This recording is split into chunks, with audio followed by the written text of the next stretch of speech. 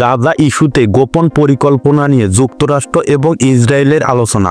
যুক্তরাষ্ট্র এবং ইসরায়েল গোপনে আলোচনা করে গাজা যুদ্ধ পরবর্তী সময়ে একটি সামরিক মার্কিন নেতৃত্বাধীন প্রশাসন গঠনের বিষয়। রয়টার্সের খবরে জানা গেছে এটি এখনো প্রাথমিক পর্যায়ে, তবে ইরাক যুদ্ধের পর এটি হতে পারে যুক্তরাষ্ট্রের সবচেয়ে বড় হস্তক্ষেপ।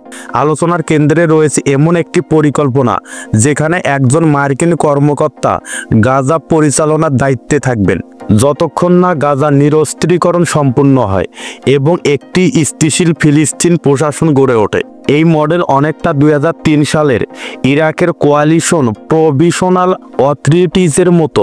ওই সময় অন্তর্বর্তী প্রশাসন খুব অল্প সময়ের মধ্যেই স্থানীয় প্রতিরোধের মুখে পড়ে ক্ষমতা ছাড়তে বাধ্য হয়েছিল।